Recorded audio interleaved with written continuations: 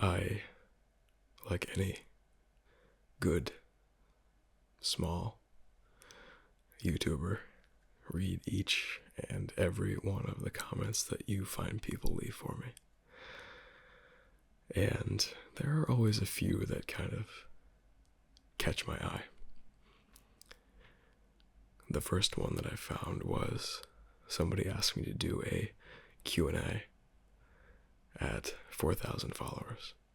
Now, I did one at 1,000, or subscribers, whatever it's called on YouTube.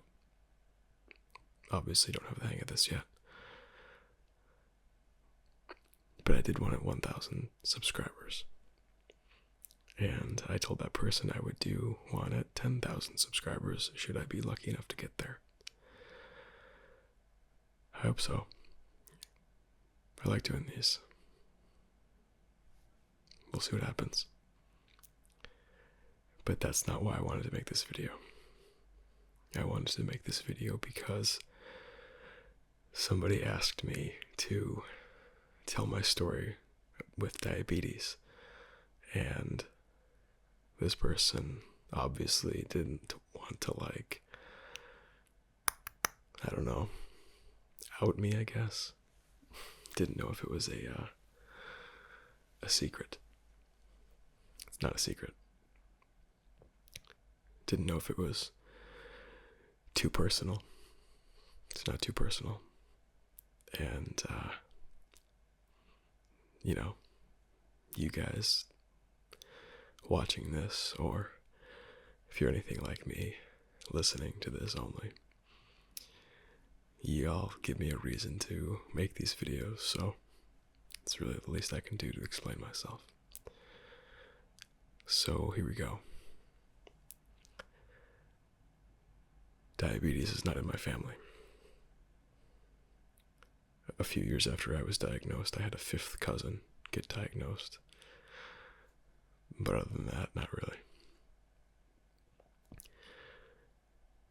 Summer 1994. I remember the day very clearly.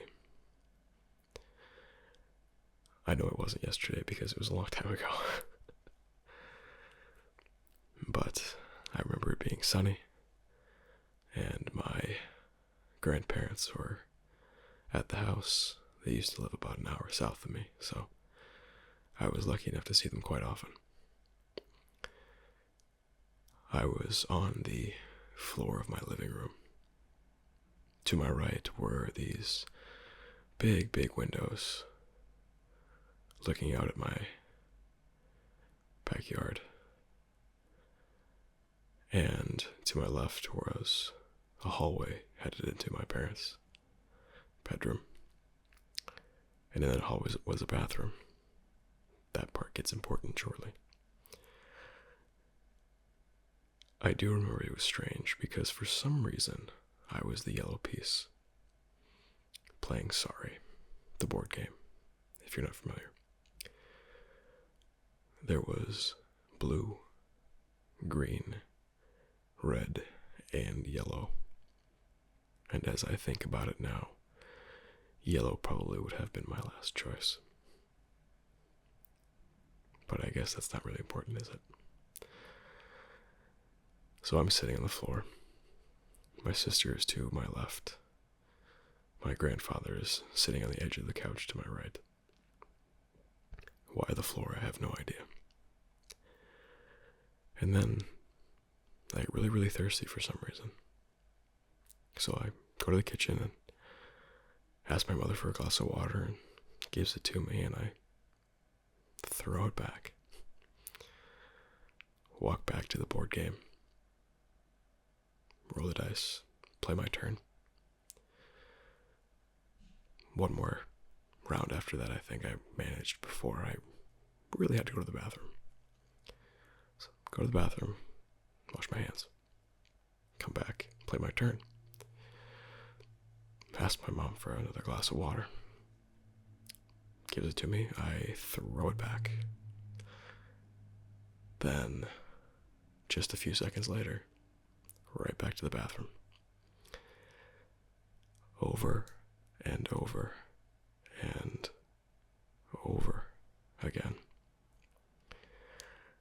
remember the look of exasperation on my grandfather's face, going, "What is this kid doing?" Now, my mother was a cardiac nurse, so she knows some stuff. So back then, for the younger viewers in the audience, back then, there was something called a house phone. Because, it's 1994 and nobody has cell phones yet. And this house phone was attached to the wall with a cord going from the base of the house phone straight into the wall. And connected to this base was another cord. And on the other end of that cord was the headpiece or the earpiece. So it was all connected with wires. I know it's a foreign sort of a concept now, but they used to exist, I promise. So my mother grabs the phone and walks on the other side of the kitchen and around the corner after telling me that I probably didn't need a 9th glass of water in the last 20 minutes. Come to find out later, she called my pediatrician and said, "I think my kid's got diabetes." The way she puts it is the person on the other side of the phone was not super impressed. No, he's probably fine. Maybe he just has a infection of some sort. Maybe get an appointment next week and we'll check him out.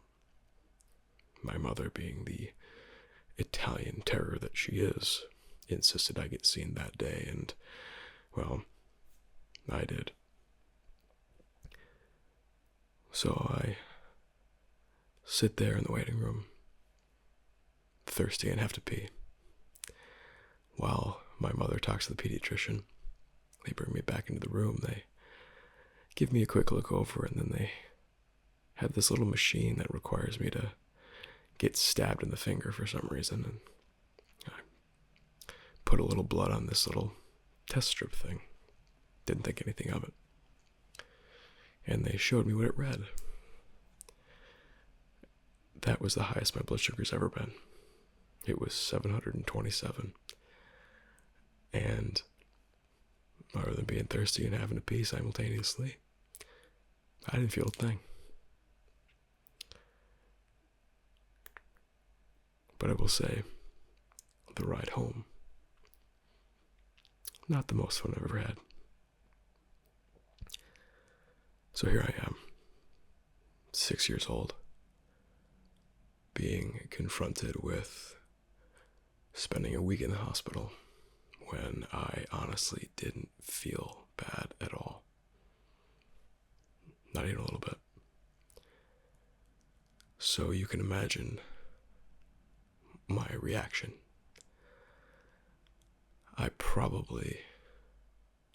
wouldn't say cried, I probably wailed for about an hour and a half. Now I'm 6. I'm thinking all sorts of tubes are going in me. I'm thinking I'm going to be on the breathing machine and for some reason live inside of a CT scanner. Mortified. Next thing I remember is I'm, actually in the hospital. I remember a handful of things from the hospital. First of all, the displeasure at being woken up at 7 o'clock in the morning for my blood sugar checks. Didn't love getting up at 7 o'clock in the morning. Still don't. But I do remember a lot of not terrible things about it. I remember that my mother was there all day because my father had to go to work. And she sat down and watched tape after tape after tape about diabetes. And yes, there was no YouTube. There were no DVDs. There were just VHS tapes. As terrible a quality as you can probably imagine. So my mother did that every day for about a week. My grandparents stayed up with my sister. keeping her company, making sure she didn't get in any trouble. She probably did.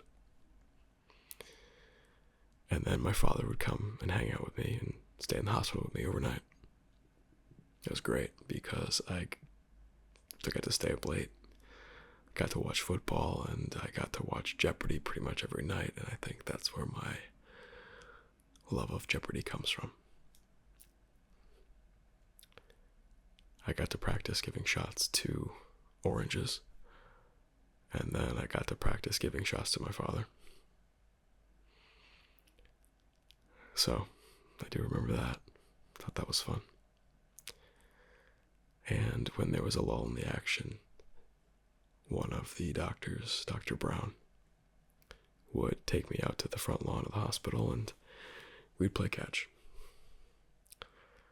The only thing I remember about him is he had the most giant mustache I've ever seen in my life.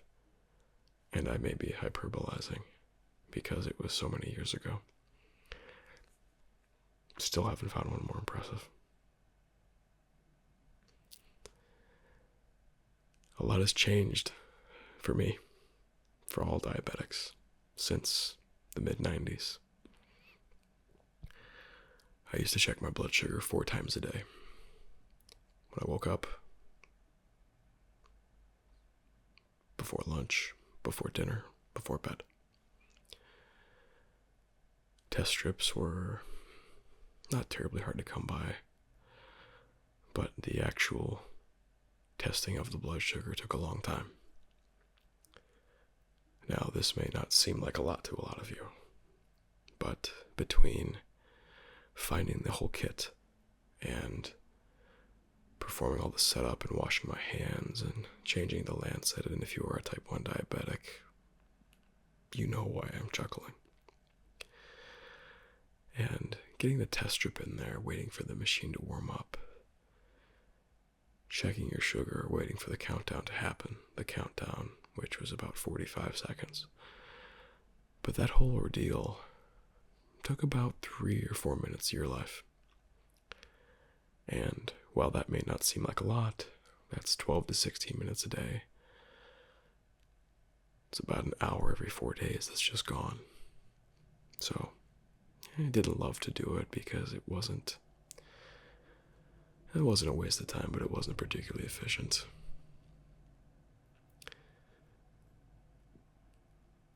A handful of years later come new devices that the countdown is 30 seconds instead of 45, and then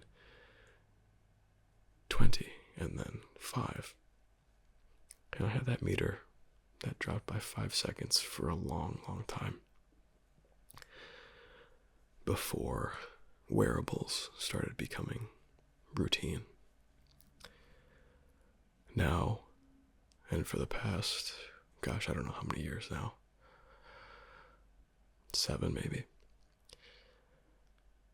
I've worn a device that tells me what my blood sugar is, and it updates every 5 minutes. Not only that, it tells me how quickly or slowly it's going up or it's going down or staying the same. So I am very grateful for that improvement. Insulin's come a long way too, let me tell you. When I was first diagnosed, we had 2 insulins. They were called regular and ultra lente. Regular, I believe, is still used in the hospital, but in intravenous form only. People on insulin drips. Ultra lente, I believe, has been gone for a long time. At least I haven't seen it. But there were 2 insulins that had different speeds, let's call it that. But the fastest one was regular, and that took 45 minutes to start working. So, if I was at a big dinner, like Thanksgiving dinner with my whole family, my extended family, and my blood sugar was high right before dinner, I would have to wait 45 minutes before I could eat, while everybody else ate it in front of me. Not the most fun I've had, but, you know, it is what it is. What was kind of nice about that was I had to eat at times where in school I technically wasn't allowed. Every day I had breakfast at 6:30. I had a snack at 10:30. I had lunch at 12. I had a snack at 1:30, and I had dinner at 5. Every day for the better part of a decade or more. Then rapid acting insulin came out, and I didn't have to wait that 45 minutes to eat. I would just give myself a little bit more insulin and I'd be right there. But still, those 2 shots a day, and still the same thing at the same time, which is probably why I can eat the same thing over and over and over again without getting sick of it. I've just been trained. And then came basal insulin. It's 1 shot a night where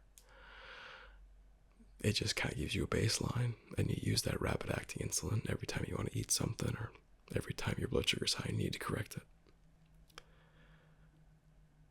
I quickly went from 2 shots a day to 7, 8, 9, sometimes 10 shots a day.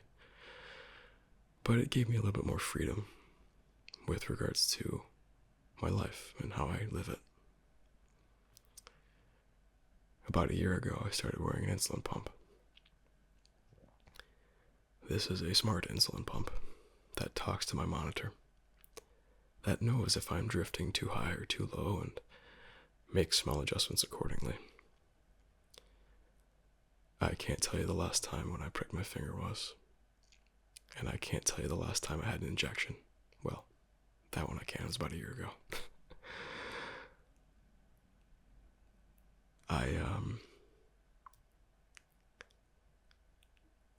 I replace my blood sugar wearable every 10 days. I replace my insulin pump site every 3. So I'm very grateful for all the strides we've made. One day we'll have a cure, but today's not that day.